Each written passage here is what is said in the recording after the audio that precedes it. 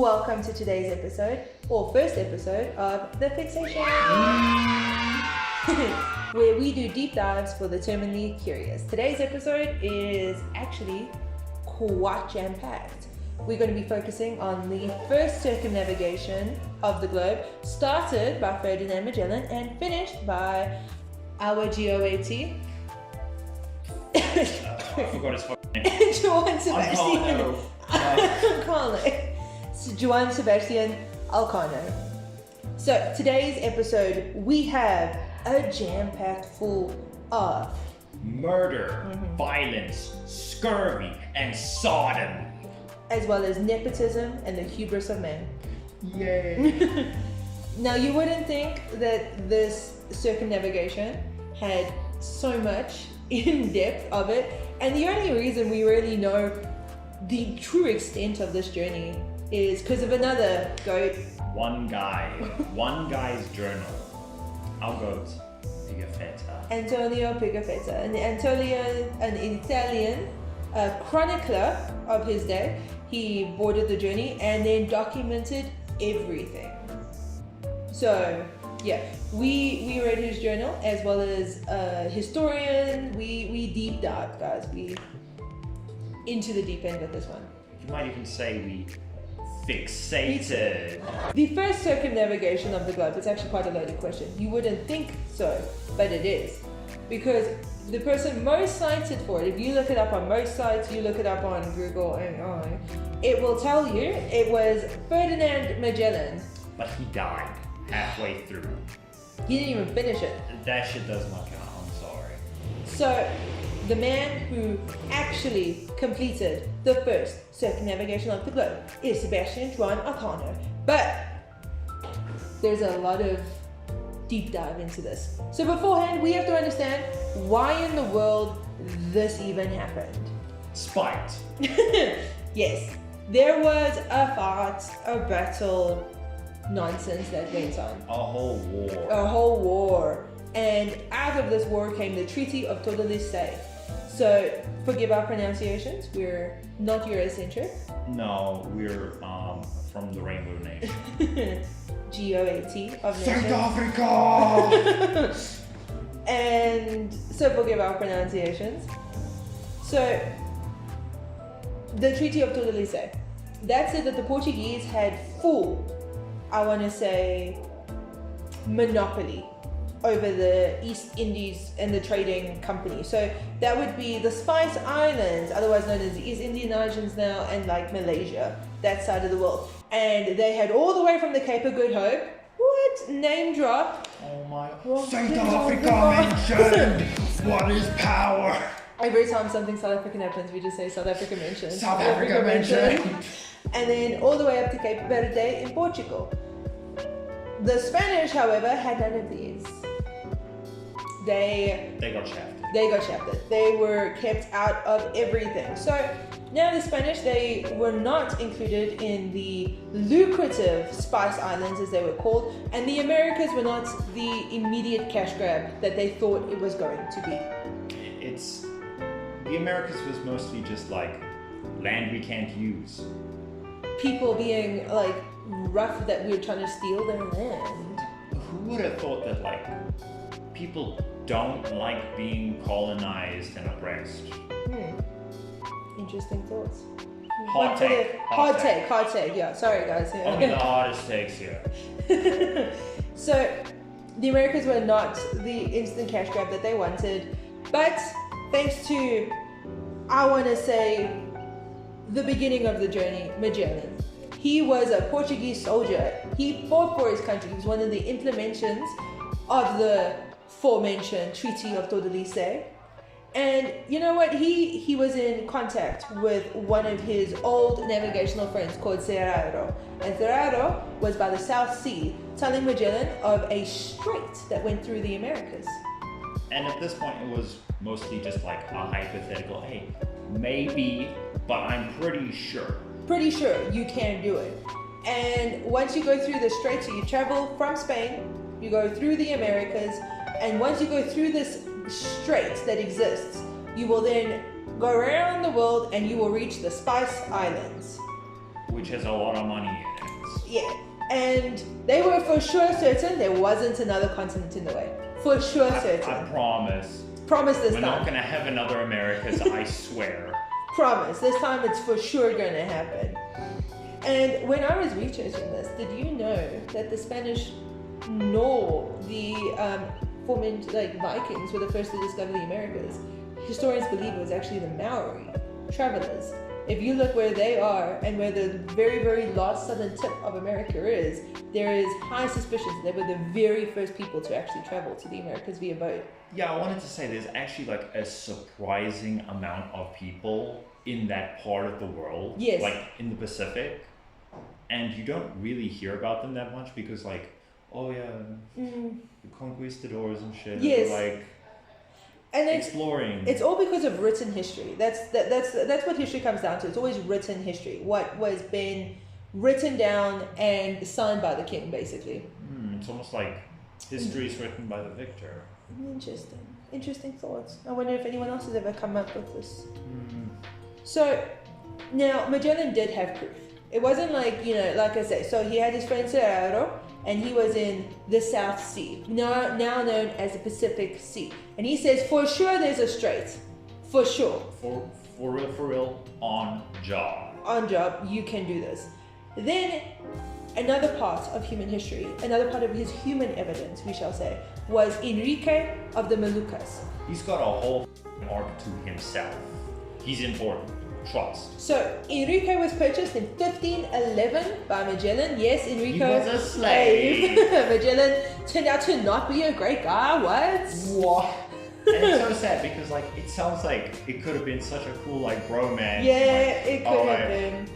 He was owned by the guy. He was owned. This person was owned. I'm pretty sure if I dive enough, like I could probably find his purchase receipts. His receipts. No. Villain behavior. And Enrique, he was from these Spice Islands, although, like I say, historians allegedly, it's not proven, but he did have intricate knowledge of the Spice Islands, and he was going to be their navigator and translator for once they get there. So this was his proof to the Portuguese king.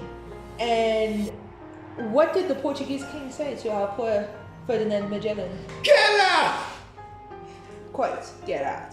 So Magellan was wounded in the war, one of the aforementioned many battles that helped the Treaty of Tordesillas, and he was injured, and he wanted, I'm not even joking, like one gold piece more than he was currently earning for his pension, and the king straight up told him, no, you're not getting it. It's not happening. So another thing, the King Manuel I of Portugal, this was the aforementioned king, he believed the Portuguese were so on top that the Spanish wouldn't even dare go behind their back like that. They wouldn't dare. They never. They would totally be down for it though. So what did Magellan do? He tried, I think it was 8 times. Yeah, it was 8 times, just getting absolutely rejected by Manuel. The first of Portugal. The first. There's a surprising amount of Manuels out there. And I want to say, there is a lot of hate that we found in the dockets. Like, for a hate to transcend nearly 523 years later, like, that's some prime hating. It is top of the leaderboard, master prestige hater shit. Their hate transcended history. Just, I should hate more. I like that the hate was better documented than a lot of other details in the story. Yes, it was. So now, like I say, King Manuel refused his request on pension many times. Then he had an accusation of misconduct, which was selling back stolen goods back to the people that you stole them from. And back in the time, selling to the enemy was a big misconduct. Unless, of course, it was sanctioned by the king, in which case it was just called ransom. And then he had, like I said, he had quite a disdain for our poor Ferdinand Magellan. He had quite the mistake. But like I say, so he knew of the straits. He wanted to go on the journey. King Manuel, from his perspective, however, was a frivolous journey because that was Spanish territory. Second of all, if they proved the straits, it would prove that they can get to the Spice Islands via the straits, meaning that you basically given the enemy the cheat code. Suddenly, Spain isn't as shafted anymore. So King Manuel obviously denies his request because he doesn't want to spend all this money just to benefit his enemies. That's the Valid. that's what I say. Yes. Like valid. Unfortunately, so the king says, and I quote, "You can take your services elsewhere." And he did. He Right. went next door to the Right. guy that Manuel hated even more. Right to the Spanish king's door.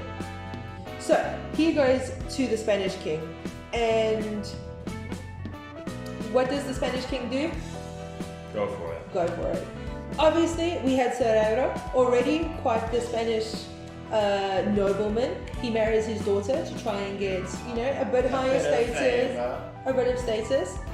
Then Rui Falero, Yeah. Rui Falero was a genius cosmetographer of his time. Truly, he was top of his game. He proved that there for sure is not another continent. For sure this time. God only knows how he did it. We tried. We tried to actually go back in his math. I'm not a mathematician.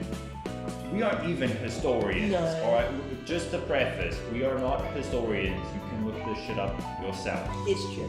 We just thought this was interesting. And we deep dive deep into it. So now, Rui, brilliant cosmetographer. He calculates the mathematical nonsense and the stars, and he calculates how big the Earth is. I wanted preferences. He was a little off. A little. You gotta be a little off to be a genius. Fair. This comes back. So, what does Rure do? He calculates it. Him and Magellan, along with Serrero and his new status of nobility in Spain, all these factors kind of help the Spanish king go, you know what, my bad. You're onto something. You're onto something. I like this. That and the king was fresh on the throne. He was 18 years old. The throne was not even warm yet No. by the time he approved this voyage, because Spain was in horrendous debt Yes. and Generational. generational national debt, and he also really wanted something to put his name on. And this journey does help him, like eventually. We'll get there, but it does help him. Because King Charles I of Spain later becomes King Charles V, I believe, the Pope of Spain. He later becomes the Pope. I don't know. It's like a Pokemon evolution. We're going from the first to the fifth. Yes. Don't ask me any questions. So, we got our Spanish allies, we got Valerio. It's a few days beforehand, the journey's about to head off, and Rui, unfortunately, becomes paranoid. We're not just talking like a bit of worry, a bit of anxiety, a little pre-game jitters. We're talking borderline schizophrenic paranoia.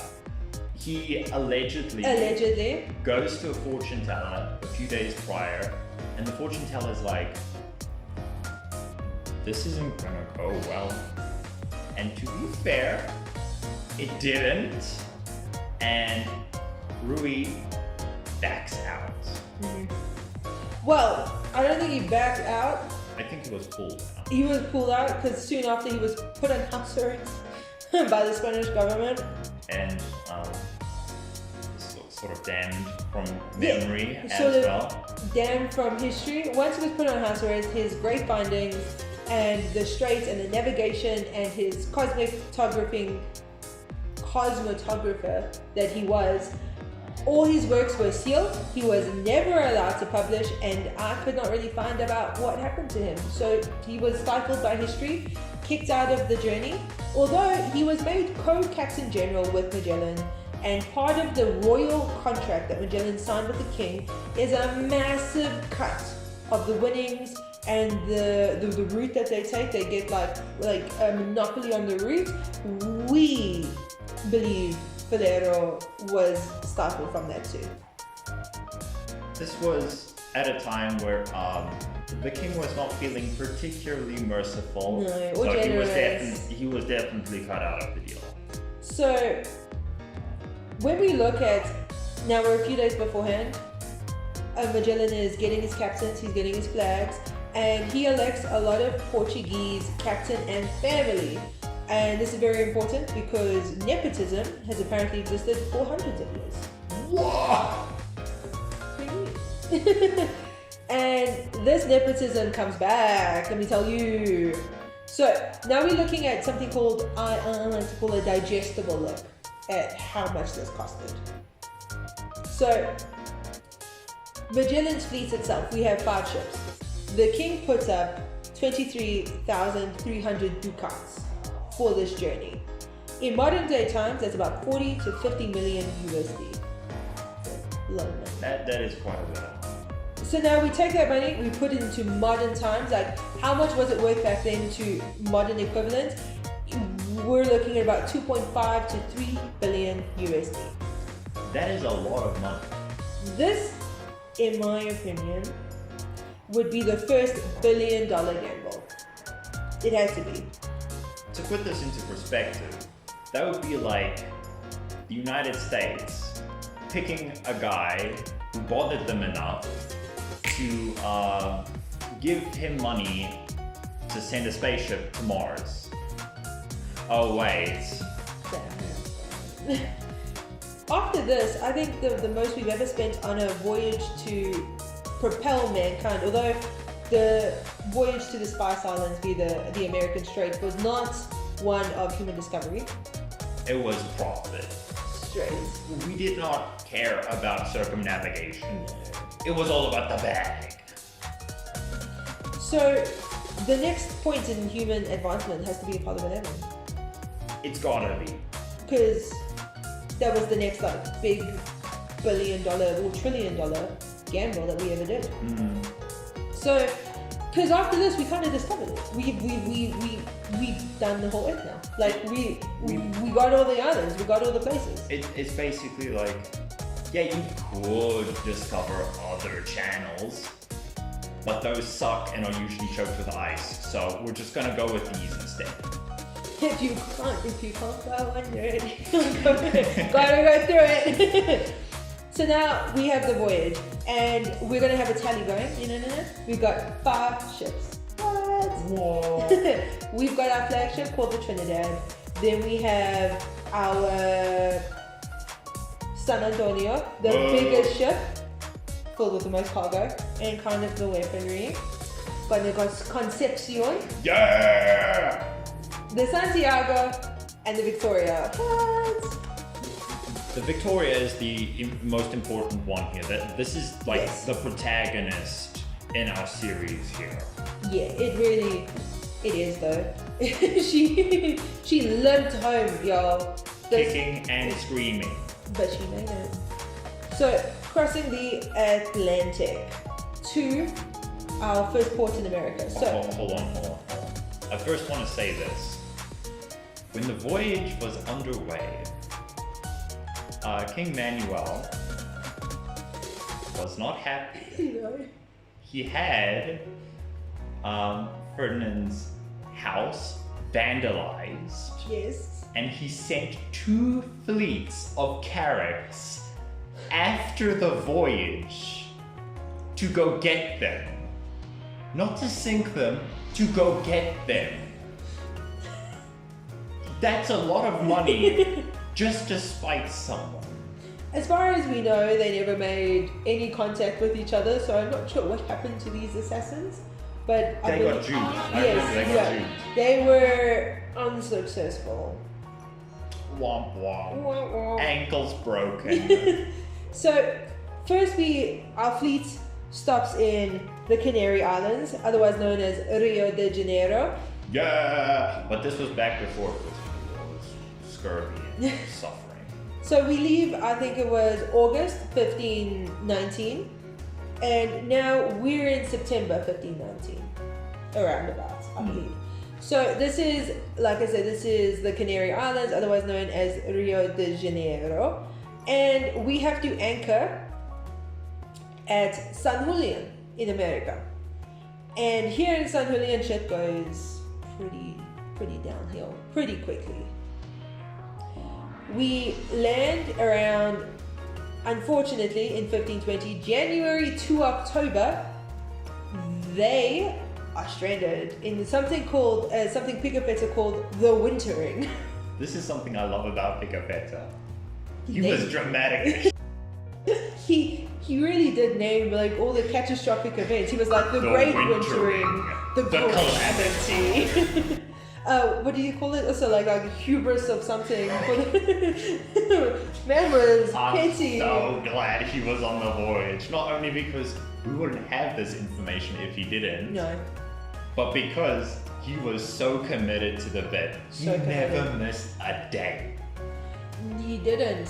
So now we're in San Julian, modern day Argentina, for those of you who didn't know. In case you didn't know this unbelievably niche point of the world, geopolitically, it's Australia. Yeah, totally Australia. It's totally Australia. So from January to October, we're stuck in the winter, and we have a great mutiny that happens April 1520, almost immediately as they land in port. So we have something called the Seeds of Treason. We have three main players to the Seeds of Treason. We have Juan Cartagena, who was captain of the San Antonio, the biggest ship with all the supplies and all the weaponry. We have Casper de Cuesta, captain of the Concepcion, and we have Luis de Mendoza, which was captain of the Victoria.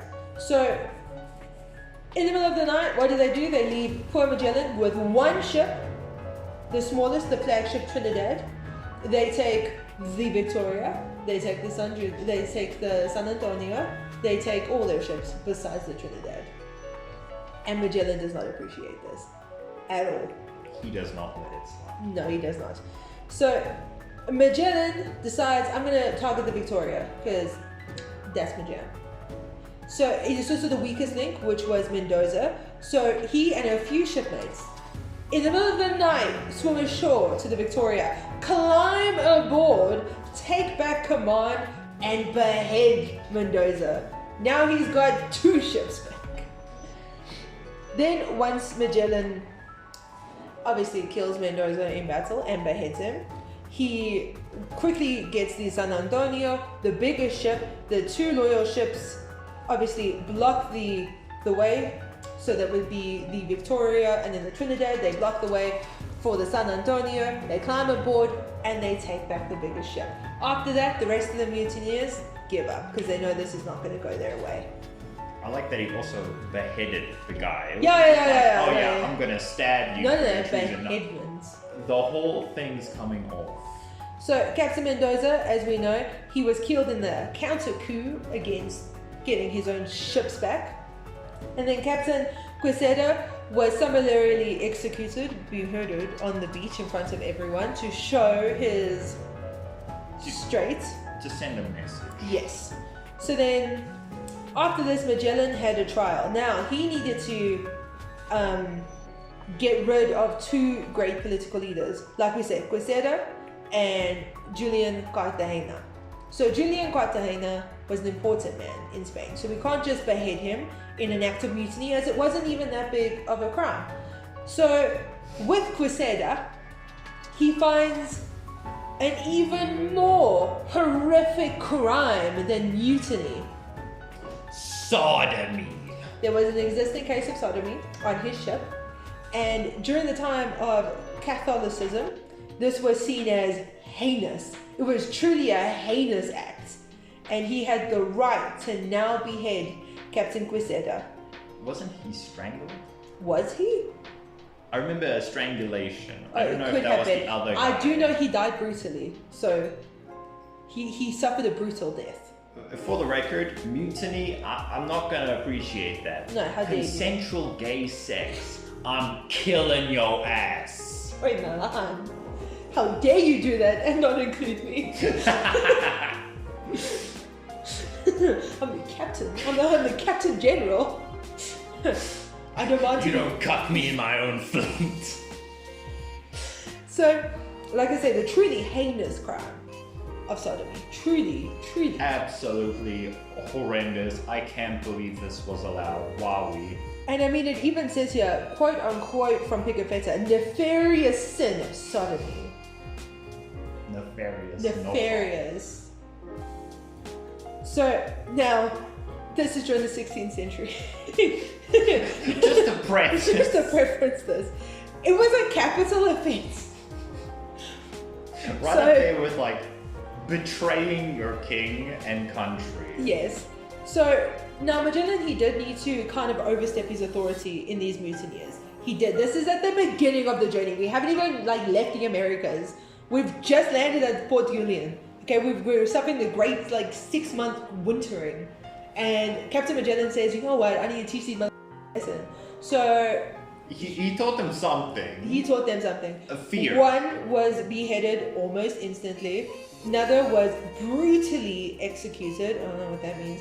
And number 3 was straight up stranded. he I like that he was like, okay, I can't kill the guy. No. But I can't starve him to death. So Juan de Cartagena was marooned when they left Argentina and then they headed for the Straits. He was straight up marooned on the beach, supposedly left to die. And we should probably just mention this. The mutiny happened because the fleet Yes. was Spanish, made up primarily of Spaniards. In a Spanish fleet? What? Being captained by a Portuguese man. Yes. While there was still a lot, and I mean a lot, of bad blood between these two nations. Yes. What didn't help is, like I say, straight up nepotism by putting other Portuguese captains in charge. Yeah, he did. They did not appreciate this. That's why the mutiny also happened. Many soldiers believed they were being treated unfairly. Which they probably were. No, I mean, Pigafetta doesn't say it, but they probably straight up were. Pigafetta was probably Pretty definitely biased. Definitely biased. But this is why the mutiny happened. And how did Magellan solve this? Instead of putting capable Spanish soldiers in charge where the mutiny happened and listened to their concerns, he just nepotized again. If it didn't work once, maybe it works a second time. And straight up put Serraro, his brother-in-law, in charge of the in charge of the San Antonio, the biggest ship with all their supplies. Very important detail. So now we leave San Julian. We pushing towards the Straits. And what does Magellan do? He decides they're going to go into the mouth of the Santa Cruz River. It's about 60 miles out of their main anchorage point. So he sends the Santiago way ahead. He goes, scout ahead, off you go. You're the fastest, one of the smallest ships with the fastest. Scout ahead. And disaster strikes. So God does it strike. now April 1920 is when the mutiny happens. This is in May 1920. Listen to me, getting my dates all mixed up. So a massive wave off the coast, as well as known as a gale, absolutely wrecks their ship. The captain of this ship decides, you know what, and this is Captain Serrero, he comes back, y'all. Don't worry, he also has an arc of his own. So Captain Serrero says, you know what, we gotta jump ship, we gotta swim ashore. And what they do is they ride the ship to shore before it's about to crash into nothing. They get off the boat, they swim to shore in these horrific waters. Santiago breaks upon the shore. They lose one whole person. Which isn't that bad considering the fact that the Santiago was, quote, obliterated. The thing that a lot of people don't really understand about like sailing and stuff is coasts aren't just like, oh, it's a nice little beach. No, it's usually jagged rocks. And ships back in the day had like these massive bows that you kind of just, go through. These were carracks. Yes. Carracks are light ships intended for exploration and not much else. No. They can't even really be used in battle. No. Because they're usually just not outfitted for battle. Their main thing is to never go ashore, because you always get the little boats to go ashore. So they're always out on the open. So this also comes back, y'all. So they were now stranded, ship obliterated. They're in the freezing freaking cold. They have no supplies, and they have no way to tell Magellan they're stranded. No way. If you couldn't tell, this is a bad thing. This is a bad thing. So now they're about on the section of the Patagonian coast. This is hundreds of miles from any civilization. So Magellan knew nothing. So what does Serrero do? He sends two people to trek all the way over mountainous, freezing, desolate land. Completely uncharted, by the way. Completely uncharted. And now, thanks to Eurocentric ideas and how they used to, I want to say, justify decimating local tribes, was to say that they were man-eaters. Savages. And this way, if they were man-eaters, that's against God and against their, so they could go in, desolate the tribe, and force them into basically bound to the Spanish king. Slavery. So now a lot of these shipmates have heard about these man-eating tribes, and they were terrified that they would be. To be fair, if I was an uneducated sailor, and you told me that there were cannibals in this forest, I'm going to be inclined to believe that there's cannibals in the forest. So, like I said, it was a very Eurocentric idea. Picafetta constantly says it. He goes, they wore no clothes, they were man-eaters like the former. And then the next tribe, it's totally okay to kill them. It's totally okay to kill them. So now, what do? The overall two sailors, and this is where things like get insane for me, they took about 8 to 12 days trekking towards Magellan. Kind of like, where is my ship, the Santiago? Where has it gone?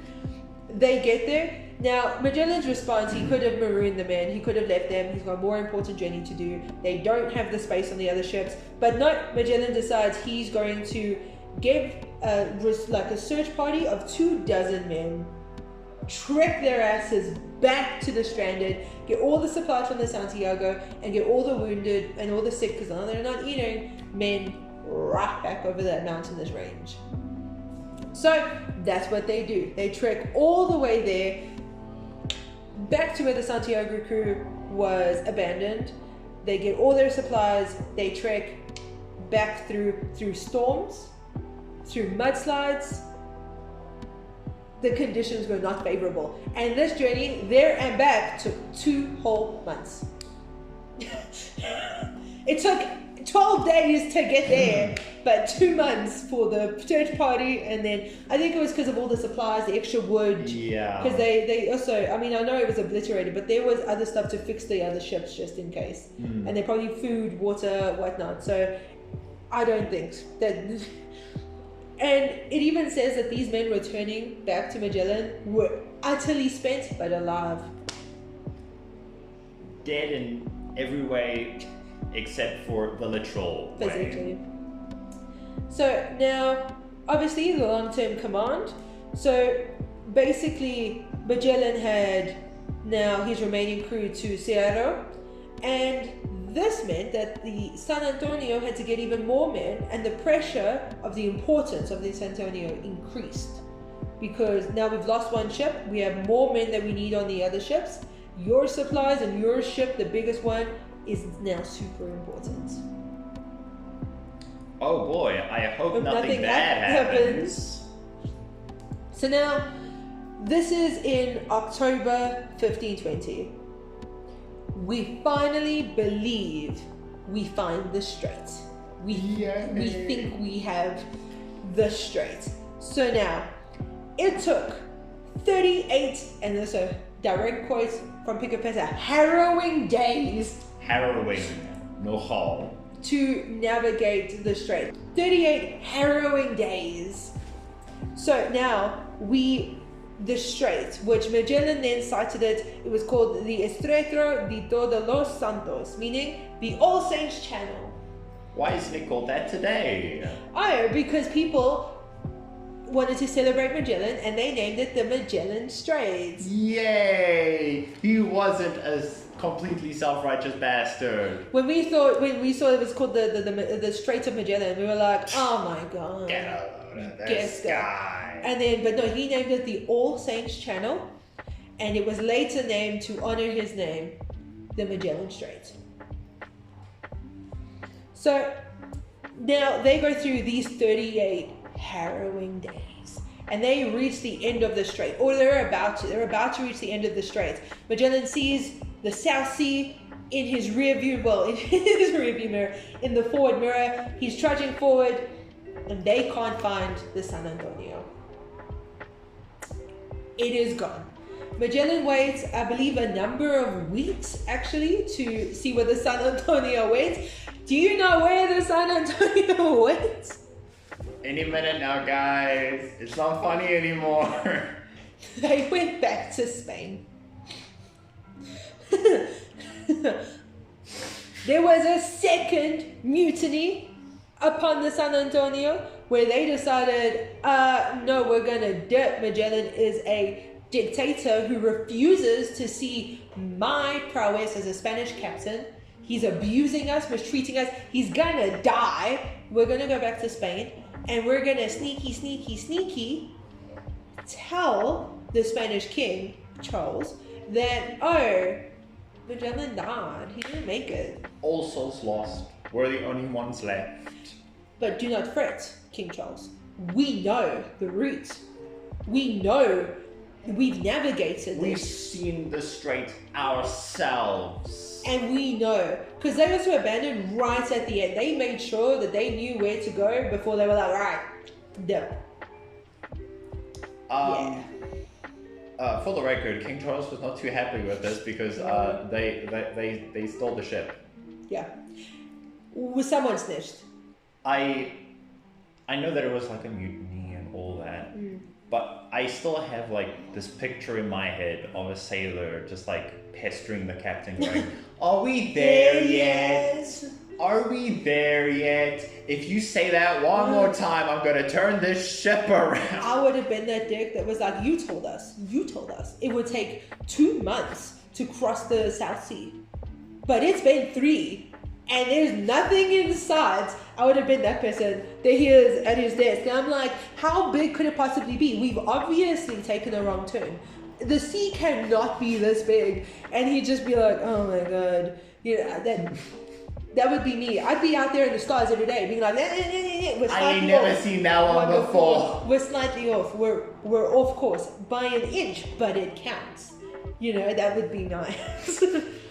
But also, could you imagine the story if King Charles did actually believe them and was like, you know what? I'm so sorry this happened. Here's a whole new fleet for you. Off you go. Do the strait. There was an unfortunate... Go get that route. It's unfortunate that Magellan passed, but here's more ships even though I can't afford them. This other one already cost me $1 billion. What's another one? And then they go. Magellan survives. All the fleet survives. They come back to Spain and they're like, hey, look at this. And they go, you're dead. And he's like, no. The San Antonio mutinied and abandoned us. And now the San Antonio captain is bucking around the earth, and then they come back too, and they're like, look at us. I like to imagine, like, in this hypothetical, like, the whole fleet leaves, and the captain, like, looks back at Spain. Yes. Sees a few ships coming by, like, oh, shit. That looks familiar. I can't put my finger on it. I think the ships are kind of, and then all of a sudden, They look a little rough the around there. battleships come off. But Is that a chase fleet? mutiny happened because obviously he put his own cousin-in-law in charge of the San Antonio, otherwise known as Alvaro Mesquita. Then 2 people were part of this mutiny on the San Antonio. That would be Gustavo Gomes, the Portuguese pilot, and Geronimo Guerra, the ship's accountant. What are you doing? For the record, this wasn't even like I do the numbers. No, this is a stock manager. What are you doing starting a mutiny? So now Dress obviously for the job you want, not the job you have. Gustavo Gomez, now there is some history here. He too was trying to get the king's favor of doing this trip. He was also a very smart navigator, very smart captain, and he also believed that the strait was going to give them their instant fame and fortune, right? Like he truly believed it. So he decides that the Spanish king doesn't even make him a captain on one of these fleets that he was purchasing for. He was not of noble birth. He did not have the financial backing that Magellan did. And as well, he did not have the military acclaim that Magellan did as well. To be fair, I'd be a little upset as well. That's why I say, like, the seeds of mutiny were already being strung way before this. It was kind of a from the beginning. It was. And also, it just goes to show, you never leave high school. Like, you never leave high school. The drama just follows. It stays there. It stays there. Adults are children, and they will always be children, even in the 15th century. They're just a little more wrinkly. So now, what did this do? Unfortunately, the San Antonio, their bigger ship, the one with all the weaponry, the one with all the supplies, abandons them right at the South Sea, now known as the Pacific Ocean. Now, do you know how big the Pacific Ocean is? Fun fact. Last I checked, it's the biggest one. And deeper. It is a spaceship graveyard because there's no life to really disrupt there by throwing. What are you gonna hit?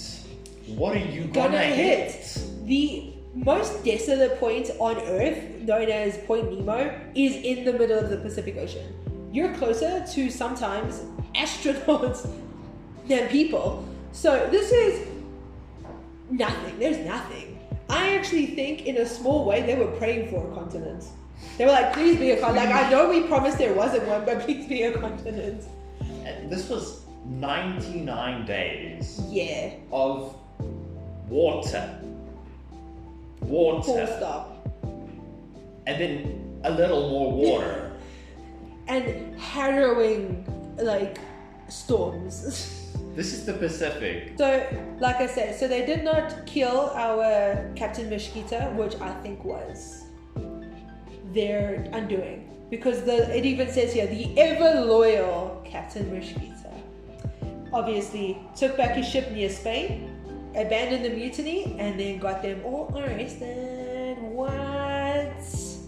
So now Picafetta. So now he waits. Magellan waits for San Antonio. He waits for the ship. It's not coming. It ain't coming. And they take the heartbreaking decision to continue on without it. Little does he know. But still, they reach the Pacific Ocean. Now, it was once called the South Sea, named by Balboa. He was also a exceptional navigator, one of the first to also enter the straits, and the South Sea is what it was called. So now, obviously, Magellan being Magellan, he has to also name the sea that he's about to cross, and he calls it the Mar Pacifico, meaning the peaceful sea, and as we know it, the Pacific Ocean. The agonizing crossing. The peaceful sea. The agonizing crossing of the Pacific Ocean. Now, this was 99 days. This was over 3 months of fuck all. Imagine nothing. The most boring day of your life. Now add hunger, scurvy, and general discomfort to it. Now, And I'll do that for 3 months. I could not imagine, because even when they reached the Atlantic, like crossing the Atlantic, also took about like a month or two. Yeah. You know, but there's islands, there's things around there. There's nothing in the Pacific Ocean. Import infographic. Nothing. Did you see anything there? There's nothing. There's nothing. And so now, Pigafetta, he helps us here. He tells us what happens. Scurvy, beyond your imagination, happens. They ate sawdust. They ate rat-fouled biscuits. And I also know they ate leather riggings. For anyone who has the fortune of not knowing what scurvy is. Oh God. Basically, the important vitamin that you need for your cells to stay together, your body starts running out of it. And old wounds open up. Yes. And your teeth fall out until you internal hemorrhage to death. Yay! And there's been reported cases in modern times. What are you doing? Eat a fucking orange, bro. I'm sorry, but dying from scurvy in like the big 25, that's just embarrassing. How dare you? Like, unless you live in a war zone, war torn, if you live in a war-torn country, I totally get it. Other than that, that's just fucking embarrassing. All right, you can go to Clicks and get like a little Super C. Super C, yeah. They make sweets with vitamin C in it. So, I also know for a fact rats were coveted. They were betting on them. They were hunting them. They were getting in debt to each other over rats. And then landfall happens. Finally, they see land. And now this is from March to April 1521. Almost 2 years after they left Spain. You promised this wouldn't take longer than a year and a half. So now we come to something called the Island of Thieves, otherwise known as the Marinara Islands, otherwise known as the Philippines. So now You've got a lot of names here. Now they reached the Philippines, March 1521. Yay! They actually reached the Spice Islands. They get there. They proved it. You can do it. So now, Magellan, I wonder what goes wrong here. Surely so much has already gone wrong. Surely they'd play it safe, see the Spice Islands, collect a bit of evidence, and then go home. Fill all the ships and then go back the way they came, right? Right? No. Magellan secures a worthy alliance with Cebu, the island of Cebu, named Raja Humabon, who he gets to convert to Christianity and opens up trading routes for the Spanish king. Big win. Big win on his part. And then Magellan goes, why stop there? If we can do it once, we can do it twice. Now, I don't like this because they reached landfall. And they probably crawled out of that ship. They fucking... Decimated corpses with pulses. And they probably lost, I would say, a huge percentage of their crew over this time. They were chucking bodies over those ships, right? You know? I wouldn't be surprised if they ate the bodies and just made sure Picafetta didn't say anything. Although, even if he did, that was seen as a crime via the Catholicism of the time, and you could be put to death brutally, because that's what they did to the natives in those parts, so he probably left that out. Yeah. Eurocentric ideas. So now, like I said, I don't like this, because what happens? They reach the landfall. They probably help resupply their ships. They probably feed these people. They're, doing everything they can, these poor sailors. And then Magellan goes, you know what would be a great idea? Convert to Christianity.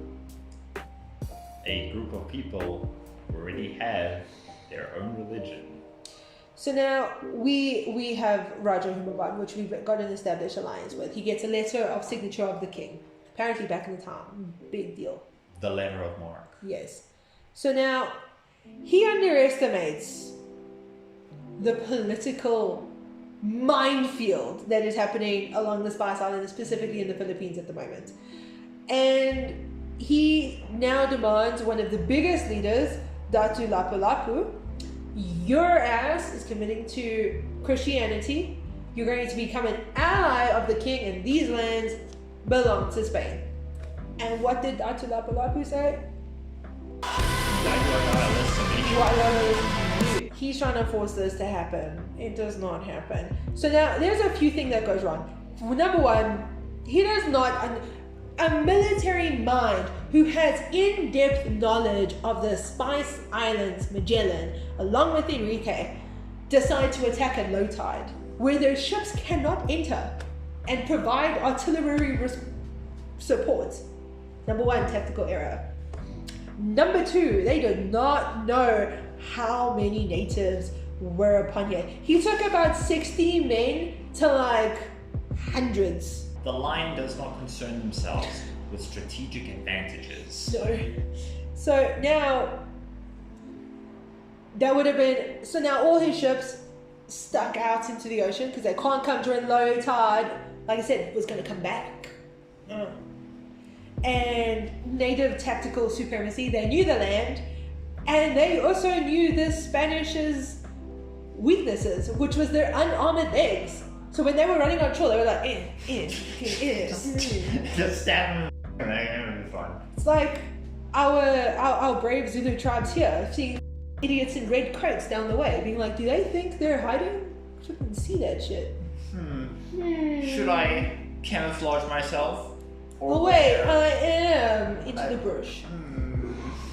We should do an episode on King Shaka. Oh, absolutely. GOAT of South Africa, definitely. Great tactical mind as well. I also like the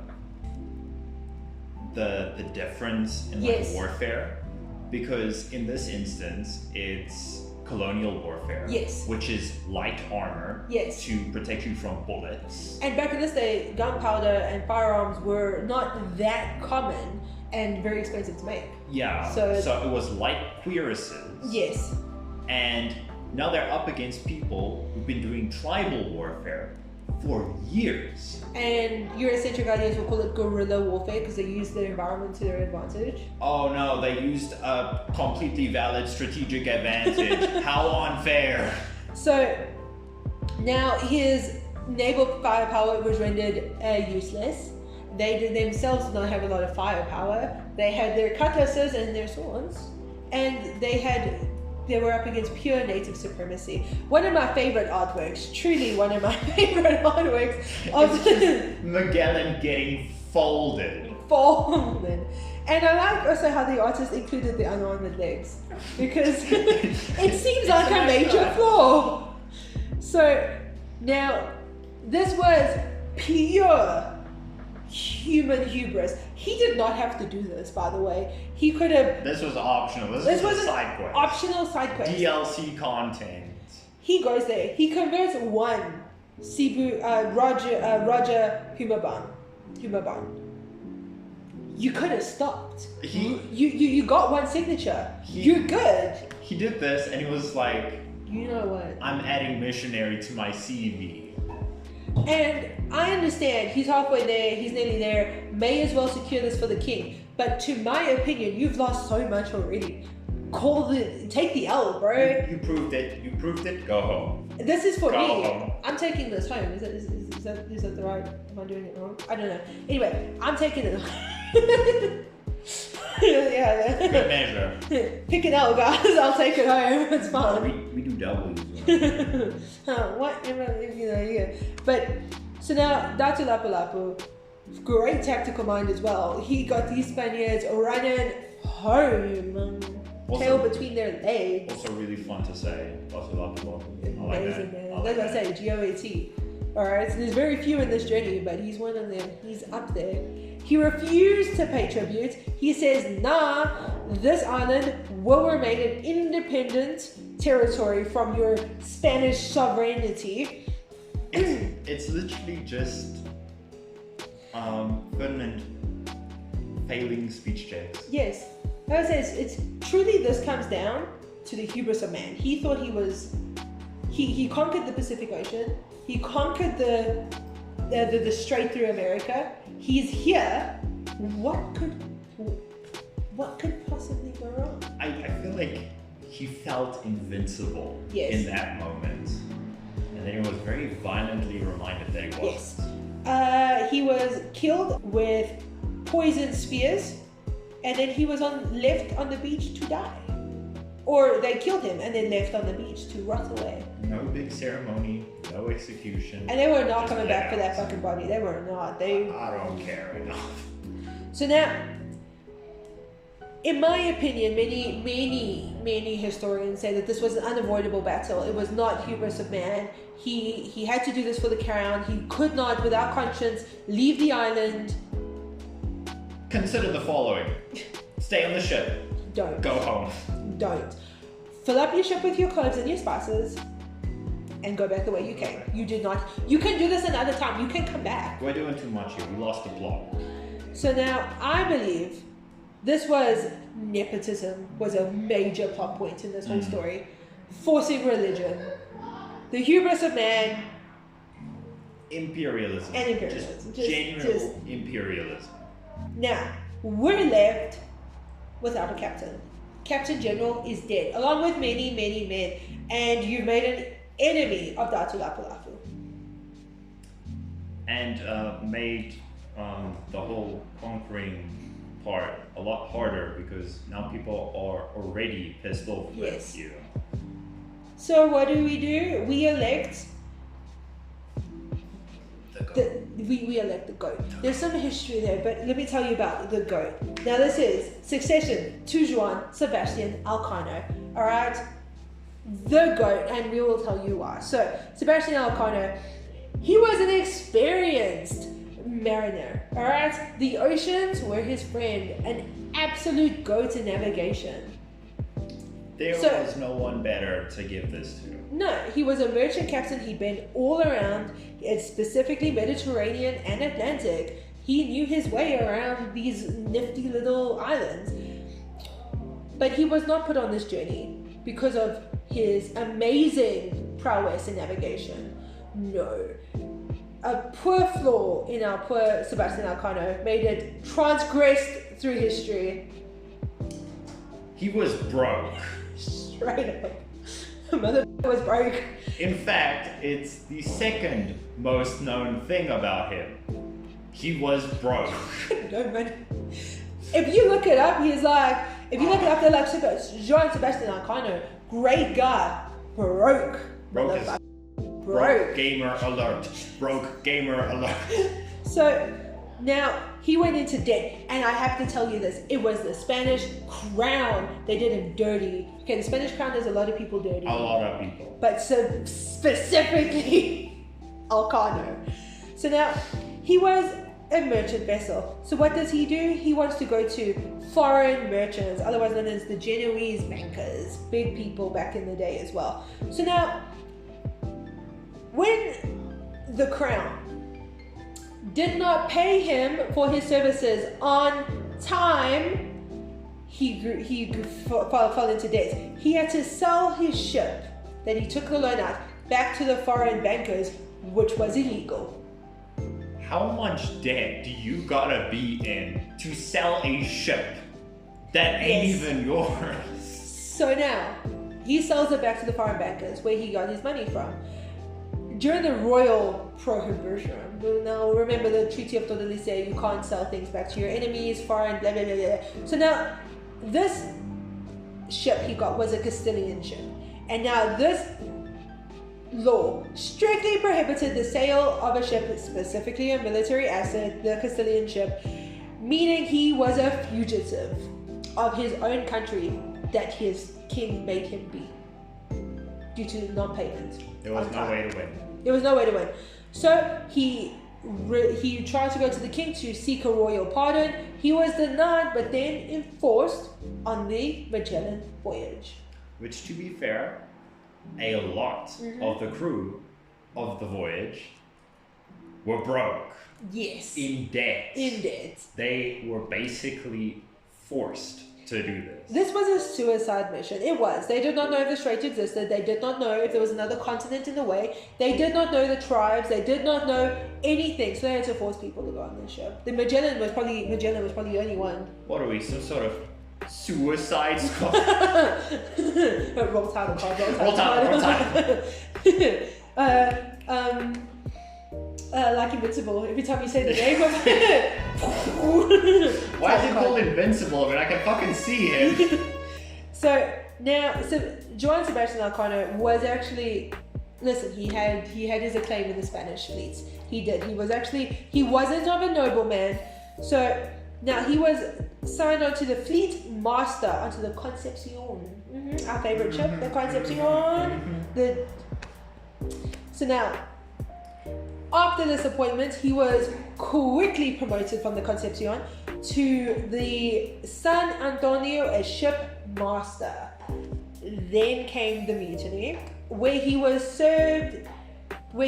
forced to serve in chains for quite a while.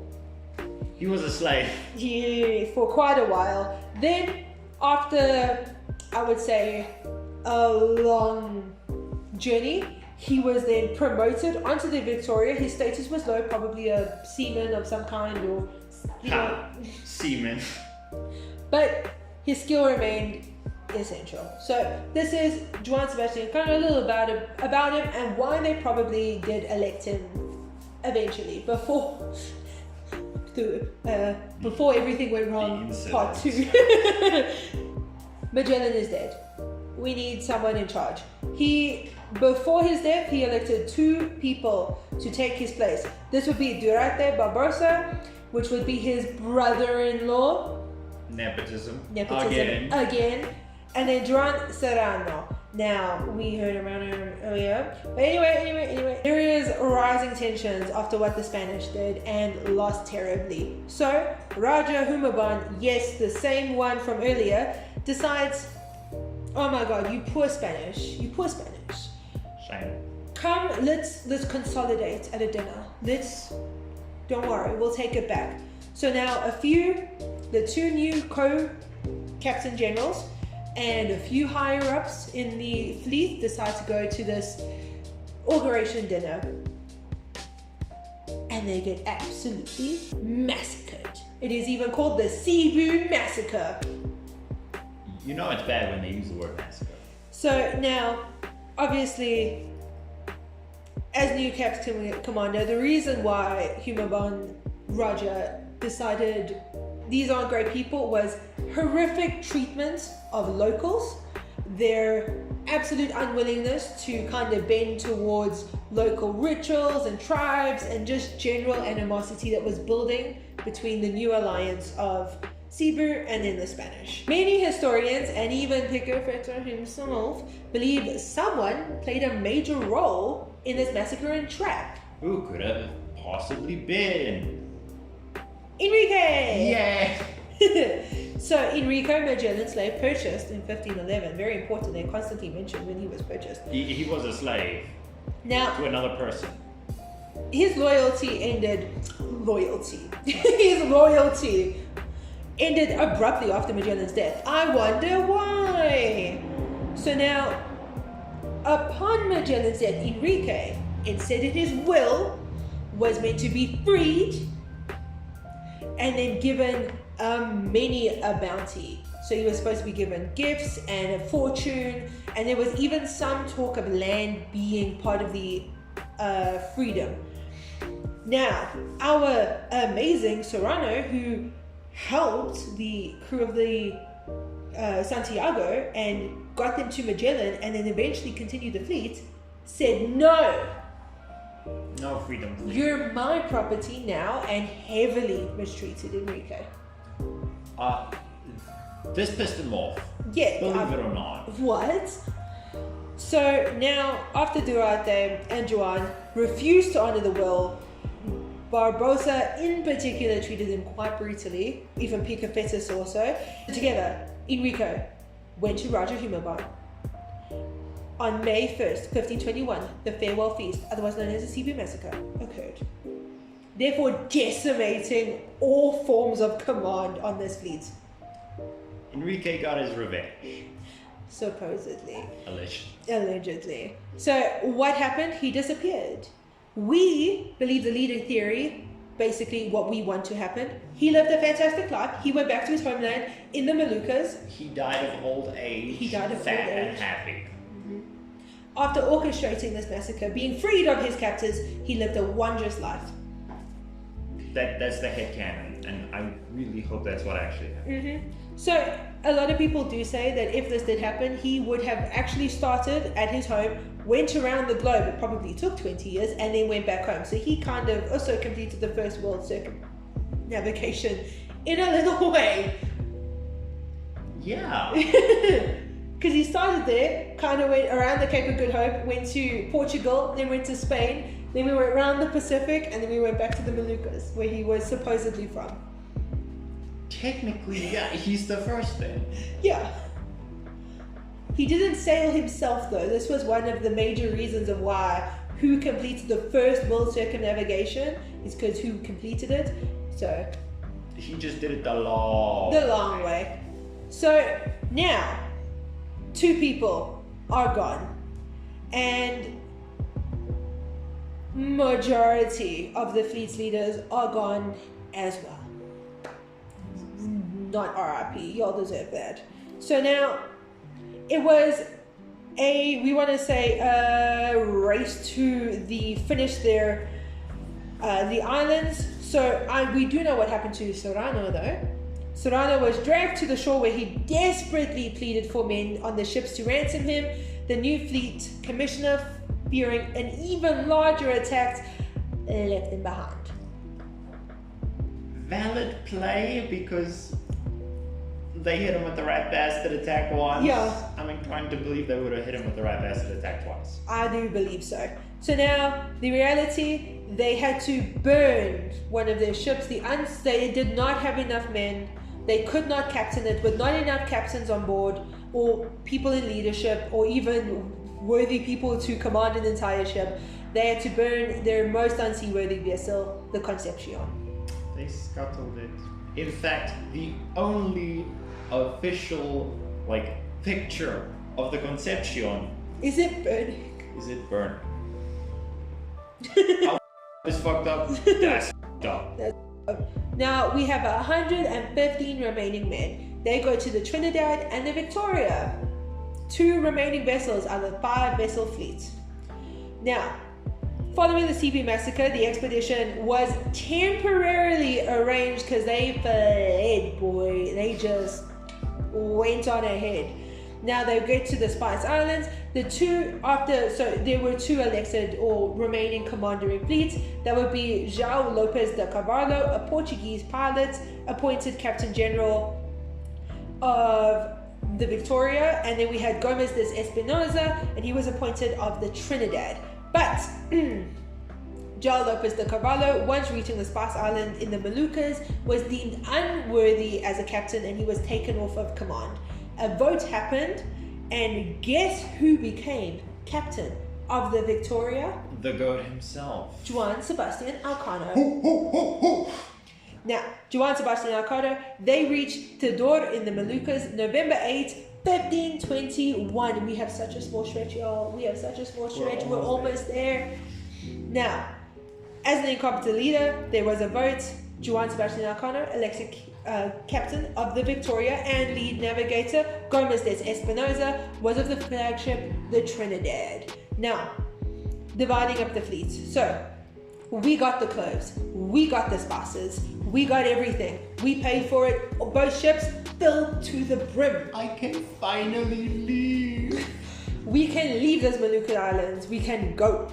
So now, while filling up the Trinidad with their bounty, they discovered the Trinidad not so great with water. It is filling up, and they're constantly having to kind of get that water off of the Trinidad. So now comes the fateful decisions. The Victoria ain't doing so well either. She's not 100% seaworthy, but she's there. She's limping. She can do it. Fighting. The Trinidad, however, really unseaworthy. Not looking so good. I imagine a cartoonish Yeah. water sprouting out. And then like from remember the deck. buckets. The bucket's got holes in it as well. And the poor flags are so like The main mast is just kind of. So we have two routes. So how they divvied up the crew between the two captains. One captain said, I'm gonna go back the way we came, through the Maluku Islands, the Spice Islands, past Malaysia, back around the Pacific, through the Americas and onto Spain. That was our captain, Gomez de Espinosa. He followed the original route that was always supposed to happen. And Magellan-Elcano said, I don't think we'll make it. We're going to go westward. We're going to continue the route where we are in the Spice Islands. We're going to go around the Africas, past the Cape of Good Hope, name drop, all the way up to Cape Verde, which was Portuguese territory. Taking rest aside. And then back up to Spain. So, two routes, two captains, the ship divides on which one they think will succeed. Both ships a little unseaworthy, but the Victoria, Place your bets. the Victoria is fast, it's quick, and it can maneuver, while the Trinidad is small, nifty, and a little bit undetectable. They each have their advantages. What? So, the Trinidad, they sail eastward with Gomez de Espinosa. Then Victoria sails westward with Juan Sebastian Elcano. Who will win? Who will get there first? So, in the flagship Trinidad was damaged, unfortunately. So, as we know, the Portuguese, they're reaching around the Spice Islands. It's theirs. According to the Treaty of Tordesillas. Allegedly. According to history and historians and the Portuguese. So, now both routes had the Portuguese threat. However, Gomez's route, less Portuguese because they sailed all the way there with barely any interaction, only in the Spice Islands, while Elcano's route would almost guarantee a confrontation with the Portuguese. Their entire route was Portuguese owned. Just don't get caught. Now, so this is called, the agony of the Cape Run. So now we know the Cape of Good Hope. We know its history.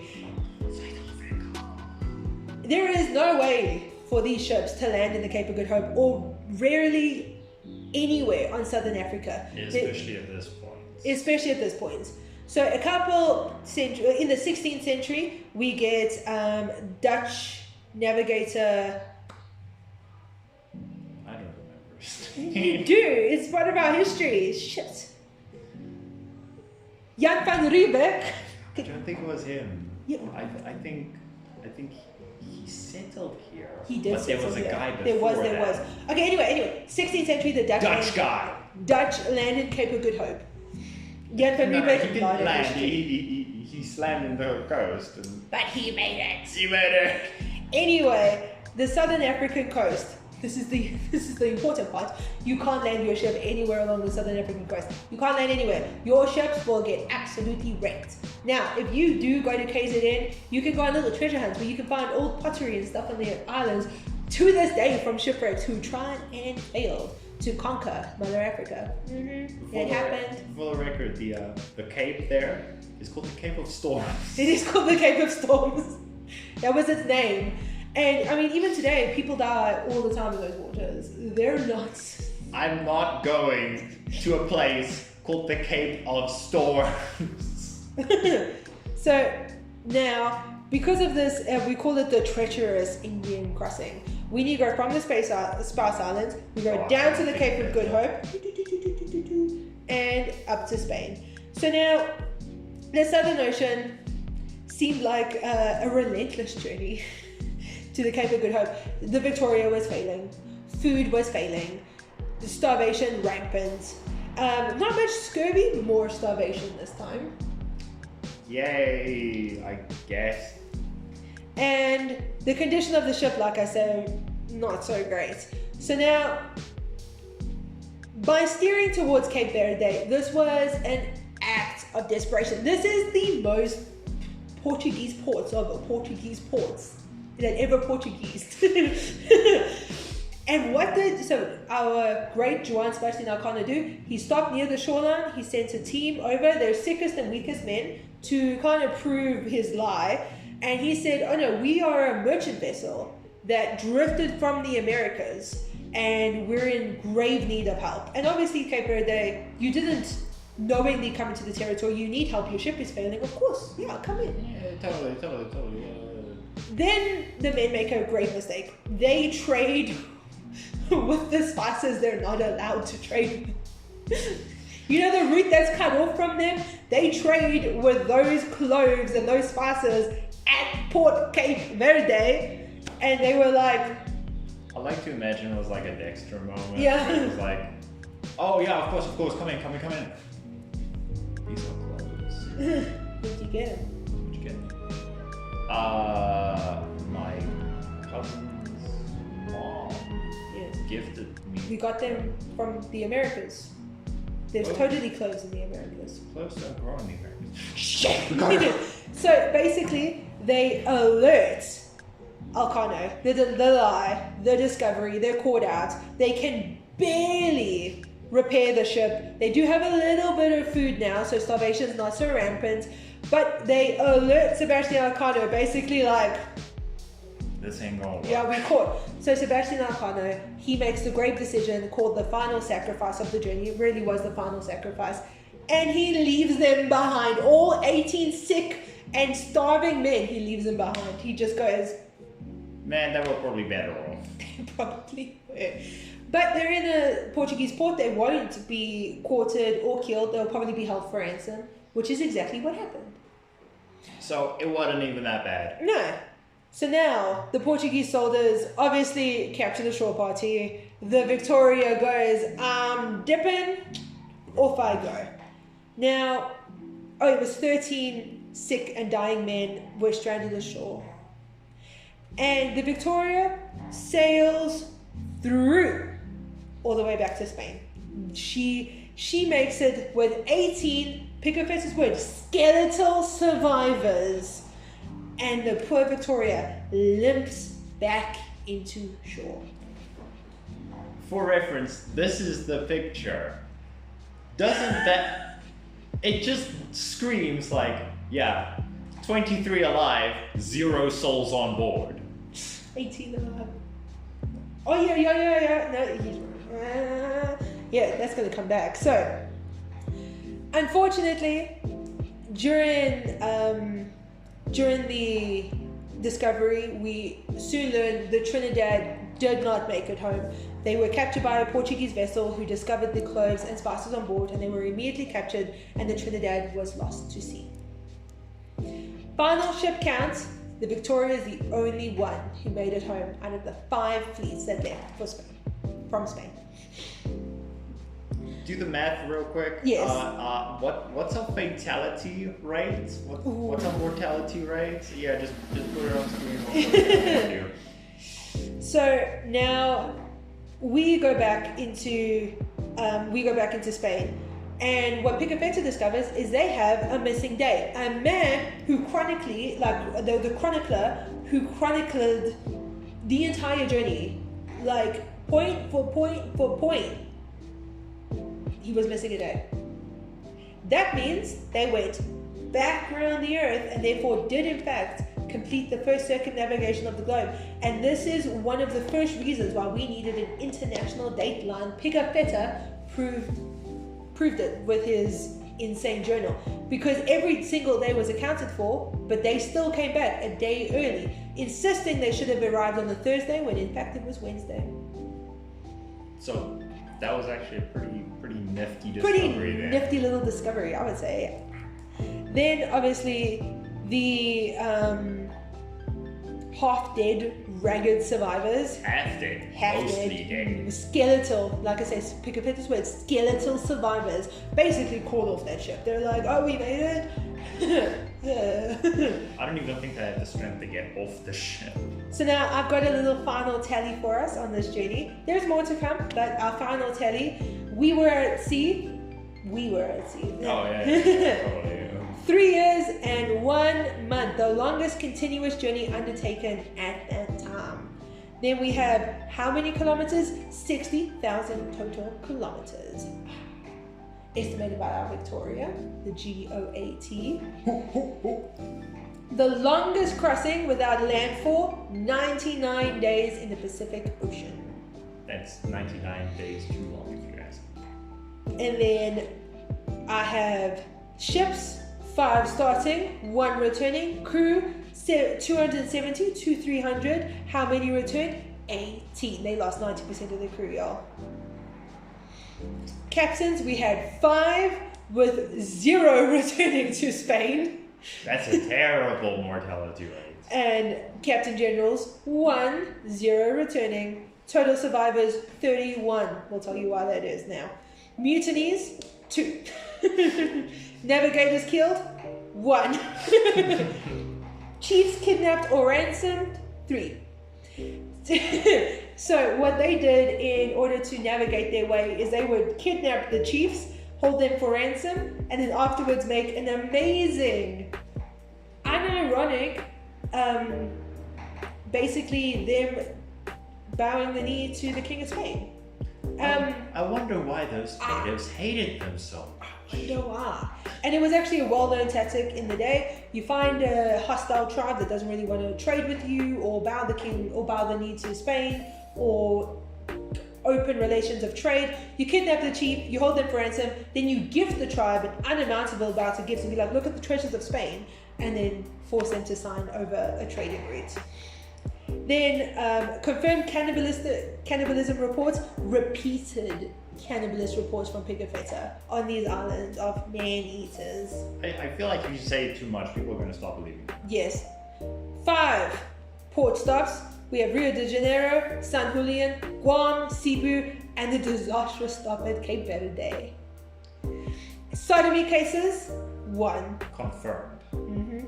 I'm sure it happened every goddamn day. I'm sure it did. So, we make it back. We make Spain rich. So rich. 400,000 ducats rich. We can go and get as many spices as we want now. And I would hope that Magellan-Elcano retired. Oh, yeah. Totally. He did not. He wanted to. He really, really wanted to. He got a royal recognition from King Charles I of Spain. Yes, that is right. He got a personal coat of arms, which for a non-nobleman of the time, That's big crazy. deal. Big deal. He also, and it has his famous motto, Primus circumdesti me, meaning you were the first to encircle me. It's so cute. Hell yeah. The king also granted him a relatively modest annual life pension of 500 gold ducats. That ain't even that bad. He never received it. No. So now, forgetting our world heroes veterans is not a new thing. This happened way back when. The Spanish crown did not pay out these survivors. They straight up went, we don't have the money, we have too much debt to pay. What about the trade route that we figured out for? They never got their compensation. It took 2 generations. So, how much did this cost? 23,000 ducats. How much did they receive in cargo? 400,000 ducats. They could do the Magellan expedition 23 times over with the amount of money that and they never paid their crew. As we know, many of these crew only entered because they were in severe debt. I feel like there's literally only 2 people who was guaranteed a payday. Yes. The one guy was pulled out before the voyage started, and the second guy died. Yes. Yes. So now, upon returning to Spain, you would believe that they got, I want to say, a claim of any kind. These were only 18 men. You could pay 18 men. Many of them were almost immediately thrown into a debtor's prison. Imagine coming back from hell and then just getting put into a different hell. Yes. So now, there was a bit of political atrocity. So now the San Antonio, they came back. They tell the story of how Magellan tried to steal from them, the mistreatment, and all the atrocities Magellan was completing along the way. And unfortunately, due to that political little lie, or truth, we actually still don't know, It did, however, disgrace the crown that they put this Portuguese captain in charge, and his Spanish officers had to flee from his crutches. So this is also a reason why the pay was delayed. The San Antonio. Look good on paper. No. Now, unfortunately, the king had a notoriously empty treasury with generations of debt, and they could not pay their poor men. And now Elcano's family, especially his mother Catalina de Puerto, took up his fight to get the pension. It took 2 generations of Elcano's family to actually receive payment for the journey. Elcano never received his payments, and therefore was a world hero, the first to circumnavigate the globe. He saved 18 men and was forced back into service. Into another Journey. voyage, of which apparently went so wrong that despite me and Ash's incessant searching, We could not find Magellan. nothing. I have 40 plus tabs on my computer that go nowhere. Now, Elcano, unfortunately, I believe this is maybe what he had wanted, not in my words, but he did die of sea. Not in naval battle, from scurvy. Something that he was very good at avoiding. So now, he was forced back into the second expedition, back into the Pacific Ocean. So he was called back into duty in the Luisa expedition. Now, after being an experienced naval officer, he saved those men. He charted those Portuguese waters. He navigated the Cape of Good Hope and somehow limped his way back to Spain, lied to those Portuguese officers in their faces, and was still not chosen captain of this vessel. I wanted to say, something that I do think is kind of cool is that he was never actually a captain. Yes. He was an officer that just stepped up. He did, he stepped up. This was the call of duty. He did Modern not. Warfare 2. I was meant to say, he did not do it for financial gain, for political reach. He did it out of necessity. People needed him, and he stepped up. He got them home. GOAT. Now, after all this, he was still not elected captain of the Luisa expedition. A nobleman named Garcia Joffrey de Loaiza was commander-in-chief. And unfortunately, Elcano was re-elected to chief pilot, star navigator of the journey. Now, this fleet struggled through the Straits of Magellan. They reached opulent disease and scurvy in the Pacific Ocean. The captain died. Juan was temporarily elected commander-in-chief before his own death from scurvy in the middle of the Pacific Ocean. The thing he conquered one time, but him the second. He died August 4th, 1526. So I would say there are 2 heroes of this story. Number 1, Magellan. Yeah, I'll give it that. He starts the journey. He would be, I would say, the world's best marketer in the world. He shilled it.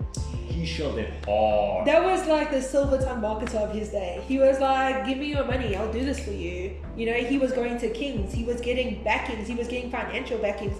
He was commander-in-chief of a Spanish vessel, being a Portuguese officer. During a time when the Portuguese and the Spanish especially hated each other.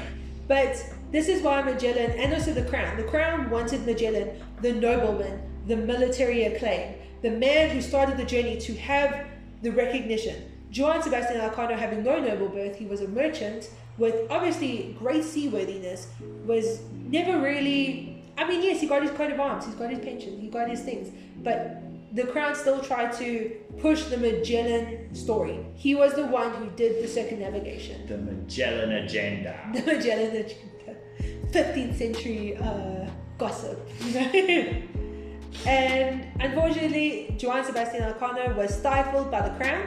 He never received his pension, and although he fought for the survivors of the voyage, most likely they also never received it until years later, if ever. He was stifled by the narrative, trying to push Magellan forward over Juan Sebastian Elcano. And then obviously he was also just stifled by the system. He never got his rewards. He was never really put in charge ever again. He died on a voyage he was not captain of. I don't know if that would have made a difference, but that he it could didn't have. even want to go on. He didn't even want to go on it.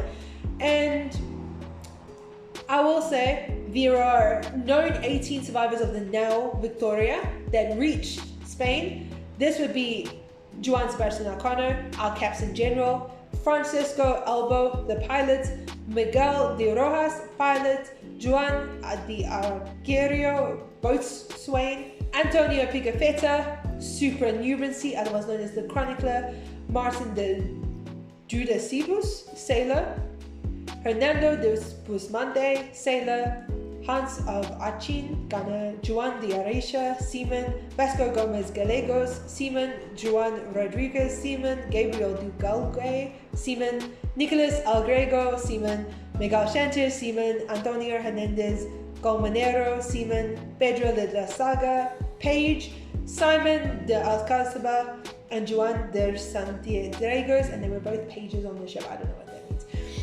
Now, I just wanted to list their names because they were important men and they deserve the recognition. Not as much as Juan Sebastian Elcano. Good. Not the best. Put some respect on the name. A lot of respect. Now, this is really funny to me. When we were looking up the survivors, how many actually survived? There were the 18 survivors of the Nao Victoria. And then they say, in addition to these, there were 4 East Asian slaves. We would not have known that these people were on the ship if it weren't for Pigafetta going, okay, here's the manifest. 4 Eastern Asian slaves. Fine. Yeah. 4 Eastern Asian slaves. We do not know their names, but they did complete the circumnavigation. God only knows what happened to them or what their names were. I don't even think the crew knew what their names were. Slave. Asian man 1, I need help with this. And then the Cape Verde men, the men that were abandoned to get a swift and quick escape from Cape Verde, they were ransomed and then returned home. So now, the Victoria, she retired, right? Yeah. No.